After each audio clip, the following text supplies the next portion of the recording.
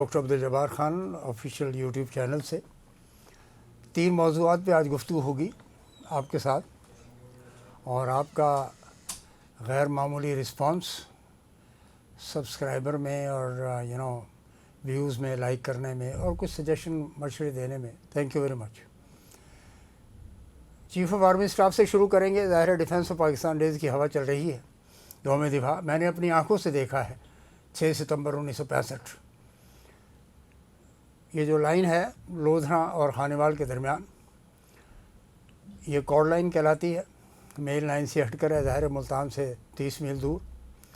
65 کی جنگ، ہندوستان کے جہاز اور پھر پاکستان کے ایم عالم کی ٹیم اور پاکستان کے ایئر فورس کے چیف نے جو ان کا بھرکس نکالا، وہ تاریخ کا حصہ ہے۔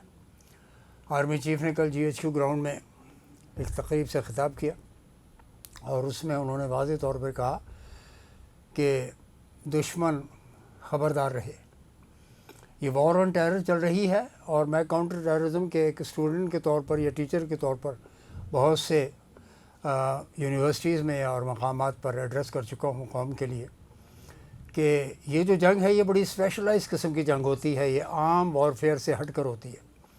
آج بھی میرے اسٹوڈنٹس اور میرے جوان آفیسرز بلوچستان کے مختلف شہروں میں اور علاقوں میں اپنے وطن عزیز کے لیے ڈیوٹیاں دے رہے ہیں۔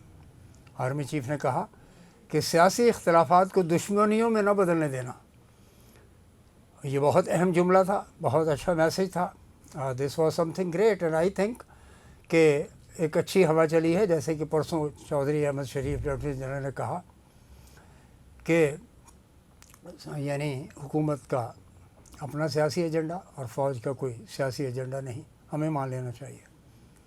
آرمی چیف نے جو بات کہی ہے میں اس کو انڈورس کرتا ہوں، سیکنڈ کرتا ہوں کہ دشمنی کی شکل اختیار نہ کرنی چاہیے۔ یہی ایک ٹیسٹ ہے کل کے لیے، وہ ہے کل PTI کا جلسہ جو ترنول سے تھوڑا چند کلومیٹر آگے سنگجانی پہ لے جا کر انہوں نے جگہ بنا دی ہے، اور وہاں پہ تیاری ہو رہی ہے، اور امید ہے کہ ایک بھاری اور بڑا جلسہ ہوگا، اور اس میں موجودہ لیڈرشپ ہے، کیونکہ 804 تو قید میں ہیں، اور ان کی جو لیڈرشپ ہے باقی لوگ وہ موجود ہے، اور میرا خیال ہے فائری اسپیچز ہوں گی۔ لیکن بات یہی ہے، یہی یاد رہے کہ کل آرمی چیف نے جو کہا ہے وہ اس کو اپنے سامنے سلیٹ پر لکھ کر رکھیں، کچھ جذبات میں کچھ زیادہ گڑبڑ نہ ہو جائے، اور this is highly responsible behaviour expected کہ لوگ جو ہیں آپ کی گفتگو کو سننا چاہتے ہیں، سننا بھی چاہیے، اور اپروچ جتنا بھی جلدی ہو جائے پولیٹیکل لیڈرشپ کے ساتھ اتنا ہی اچھا ہے۔ لیکن یہ جو پارلیمنٹ کے اندر بیٹھے ہوئے ہیں، ان کی progress as such I don't believe کہ ابھی 1.5 مہینے پہلے 2 مہینے پہلے بجٹ آیا ہے، اور پاکستان کے اندر انفلیشن کی پوزیشن 42 سے نیچے 24، اور 24 کے بعد 12، اور 12 کے بعد 9.6۔ تو میں تو کہتا ہوں کہ شاباشی صاحب، آپ کی معاشی کرامت ہے، آپ اکنامک کوئی لگتا ہے سینٹ ہیں، ولی ہیں، ایسا نہیں ہے۔ سڑکوں میں، گھروں میں بجٹ پتہ کرے کیا صورت حال ہے۔ کل پیاز 150 روپے کلو تھی، اور آلو 100 روپے بک رہا تھا۔ People can not afford it. اور آن دا ٹاپ آف ایوری تھنگ، سب سے زیادہ بجلی کے اور انرجی کے مسائل ہیں جو اب ناقابل برداشت ہے۔ لوگ اپنے ٹینجیبل ایسٹس کو بیچ رہے ہیں اپنی عزت کو چھپانے کے لیے، اپنی عزت کو قائم کرنے کے لیے۔ حکومت پاکستان نے ابھی تک کوئی بینیفٹ نہیں دیا۔ 15 روپے کا ریلیف دیا تھا تو IMF نے سلب کر دیا مریم نواز کو۔ پھر کیا ہوگا؟ یہ بھی تو سوچنے کی بات ہے۔ گورنمنٹ آف سندھ نے اگر 150 گاڑیاں بڑی ڈالا، 2 کروڑ روپے کی منگوانے کی بات کی، تو 2-2.5 ارب روپے کا کیس ہے۔ IMF کو یہ بھی تو نظر آنا چاہیے نا کہ کتنی ماس اسپینڈنگ ہو رہی ہے نان پروڈکٹیو اور غیر پیداواری مدوں میں۔ یہ اہم بات ہے جس کے لیے میں تھوڑا سا آگے بڑھتا ہوں۔ دیکھیں، ایک ایسا شخص جو کہ پاورٹی ایلیویشن کا ایکسپرٹ پروفیسر ڈاکٹر یونس، انہوں نے اپنا ایک ایسا ویژن دیا کہ انہوں نے بنگلہ دیش کے عوام کی نبض پر ہاتھ رکھ دیا، اور وہ نوجوان لڑکے، نوجوان نسل، رائٹ ونگ کے لوگ زیادہ تھے اس میں، جماعت اسلامی کے لوگ تھے، جس پر پابندی حسینہ واجد نے لگا رکھی تھی پرسوں، اور ان کی تمام بڑی لیڈرشپ کو شہید کر دیا تھا، قتل کر دیا تھا، پھانسی دے دی تھی۔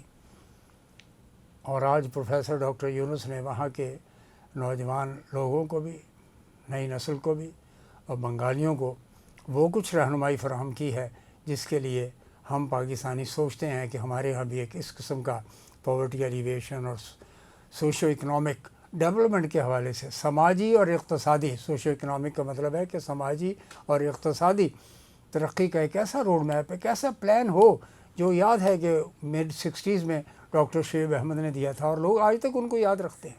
انویسٹمنٹ ہوئی تھی، بڑے بڑے انڈسٹریل یونٹس لگے تھے، داؤد ہرکولس لگا تھا اسی دور میں، بڑے بڑے انڈسٹریل پروجیکٹس لگے تھے پاکستان کے اندر، ڈیم بنے تھے، لیکن آج ایسا نہیں ہو رہا۔ پانی سمندر میں جاتا ہے تو لوگ خوش ہوتے ہیں کہ ہاں جی ٹھیک ہے جانے دو سمندر میں، ڈیم نہیں بنے گا، then you have to suffer, and who is going to decide?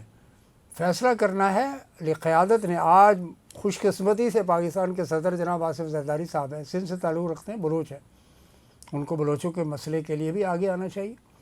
ایسا کوئی مسئلہ تو نہیں، اگر ہندوستان اور افغانستان، اور میں تو یہاں تک کہوں گا کہ اگر ایران کی طرف سے مداخلت پاکستان کے معاملات میں ہو رہی ہے، this is very sad, very uncertain. لیکن دشمن سے تو آپ یہ توقع کریں گے نا، دشمن ایران نہیں ہے، افغانستان بھی نہیں ہے، یہ ہمارے مشرق کے اندر جو ملک ہے جو کین ناٹ بی چینجڈ، وہ بیٹھا ہوا ہے مسلسل 1947 سے آج تک، اور جب اس کو پھیٹی لگتی ہے تو بھاگ جاتے ہیں یونائٹڈ نیشنز میں، اور یونائٹڈ نیشنز کی قرارداد کو پھر بعد میں مانتے نہیں ہیں۔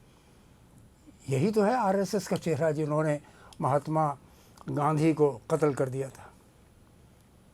یہ وہ نقطے ہیں، یہ وہ نکات ہیں جس پر میں نے آج آپ کی خدمت میں پیش کیا ہے کہ ڈاکٹر پروفیسر یونس کا socio economic plan, Grameen bank کے اسٹیبلش کرنے والے، اور وہاں پہ پاورٹی کو اتنا ایلیویٹ کیا، انہوں نے تخفیف کیا صحیح معنوں میں، ہماری طرح نہیں کہ 600 ارب روپیہ بے نظیر انکم سپورٹ پروگرام میں گھروں میں بانٹ دیا جاتا ہے۔ انکنڈیشنل کیش ٹرانسفر اس کو کہتے ہیں۔